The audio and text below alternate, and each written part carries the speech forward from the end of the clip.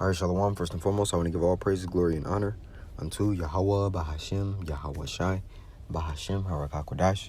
A double honors unto the elders and apostles of GMS Great Millstone. And a sincere Shalom to Yakim, bringing out this word in diligence and in truth. And Lord willing, it's just going to be a quick lesson. But nevertheless, it says U.S. must be saved from World War III.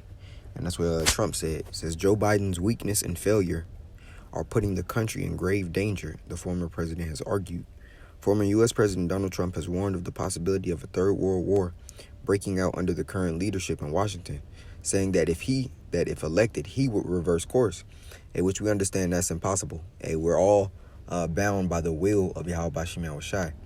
And that's why when I believe it's in the prayer of Matthew 6, it says, as it is in heaven, as it is on earth, man. As it is on earth, as it is in heaven, man. Right? Meaning what? That we're bound unto prophecy. We're bound unto what was written from Yahweh, man. Meaning what? If it was ordained like it is for America to be put down in flames, hey, then guess what? Ain't no changing that. And he's just a puppet. But he says what he says to appease the minds of the general public, to give them the illusion of choice. And that's why when we go into the book of Revelation, 13th chapter, it tells us that those two horns as a lamb, but he spake as a dragon, right? Representing the political parties, right? This is Proverbs 21, and I want to start at the top. Matter of fact, I'm going to just read the top. It says, the king's heart is in the hand of the Lord, Yahweh Ba'ashim Yahweh Shai. As the rivers of water, he turneth it whithersoever he will. Meaning what? The mind and the actions in which these political or world leaders, what legislations they sign off on, what what laws they enact, so forth and so on. Hey, guess what? It's all by design. Ultimately, Yahweh Bashim Yahweh Shai, made them do all of that, man. So ain't no reversing, right? It's not something that the will of man can just do, man. No, he's subjugated as we all are. His mind is being ran and done by the Lord, man. He can't control anything outside of the bounds in which the Lord wants to happen. It says, speaking at Turning Point USA campaign event in Detroit, Trump emphasized that he had not started any new conflict during his 2017-2021 presidency. And now we don't know what executive orders, he didn't sign in the dark, right? It's all going to come to the light whenever, because the plans of each president don't differ from the global elite's agenda. It says in any new conflict during his 2017-2021 presidency, and vowed to work towards restoring peace, particularly in Ukraine if he wins a second term. Trump claimed that Joe Biden's weakness and failure were putting the U.S. in grave danger and dragging us toward World War III, suggesting that he has done more damage to the country than the 10 worst presidents in history combined. We have a lot of problems in this country. On top of that, we could end up in World War III because we have an incompetent leader that should never have been there. Earlier this month, the Republican also warned that the world could be plunged into a devastating nuclear war due to Biden's alleged mental decline. It says, Trump suggested that unlike the leaders of Russia, China, and North Korea, Biden is not at the top of his game and had never been the brightest bulb among U.S. politicians. And it's funny, seeing this global political, conflict, man, especially when you got somebody as Trump who really don't care about nothing. He don't care about being politically correct, It's beautiful seeing Egyptian against Egyptian, as the scripture says, man, right?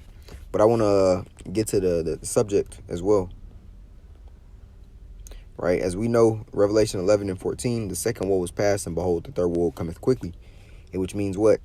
Regardless of what they want, World War III has to come to pass, right? Now, this is Jeremiah. Salakia.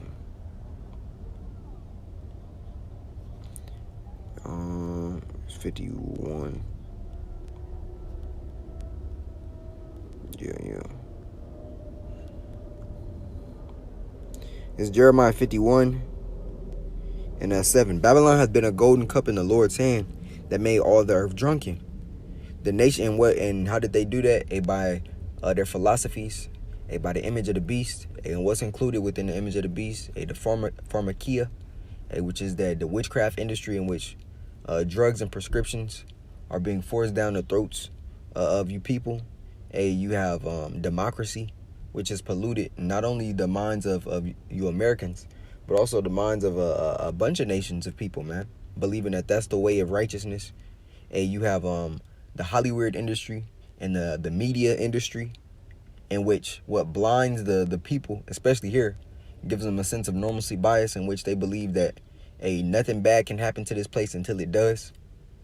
You know, the Food Drug Administration, that's another part.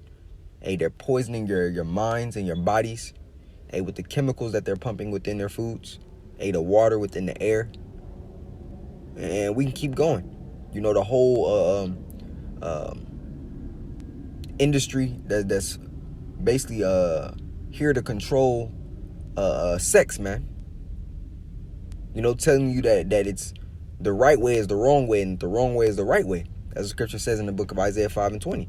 So all of these philosophies in which Babylon pushes, it's crucial to not be in the mind state of a Babylonian, man, of a modern day Roman or a modern day American, man. That's why the scripture tells us to flee out of this place. Get out of the mindset of the average day American, man, because that way is of death. It's adverse unto the righteousness of Yahweh Bashim Yahushai. So it says, Babylon has been a golden cup in the Lord's hand that made all the earth drunken, right? By philosophies. The nations have drunken of her wine, therefore the nations are mad. Babylon is suddenly fallen and destroyed.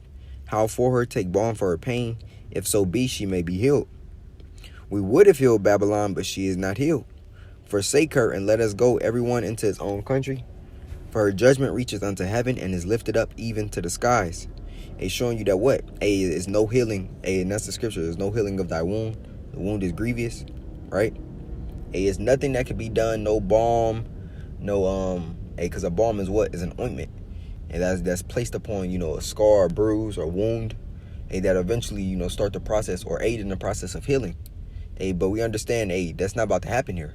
As we go into the book of Daniel and we read about that image, about how the head was gold, the head and shoulders were gold, the which represents the Babylonian Empire. Then you have the Medo-Persian Empire after that was silver. Then you have the Grecian Empire, which was what was it? Bronze. And then you have the iron and clay, which was what? The Roman Empire, and the rebirth of that Roman Empire, which is the toes, which is the point in which we're at now, man. And that clay, iron mixed with miry clay, that shows forth a decomposition. So there is no healing of this place, man. We're at the end, exactly as the scriptures told us that we would be in, man. And it's evident. You look around, everything is in the worst state it could possibly be in, man. Everything is in the worst state. The minds of the people, the minds of the children. Food. They're telling you, you no longer have a choice about what you accept. Here on one side, they're telling you your body, your choice. And then on the other side, they're telling, whatever we tell you, to inject within yourself, you go out there and get it. So this is it's going to get more dystopian, right? Which is ultimately just more wicked. According to what Esau thinks he's going to achieve in his mind. But the Lord is going to strike him down, man. He's not going to allow him to fully set that enterprise. And this place being under thermonuclear fire, that's just part of prophecy, man. It's going to come to pass, whether you believe it or not, man. But Trump basically saying that he's going to turn the course of things impossible.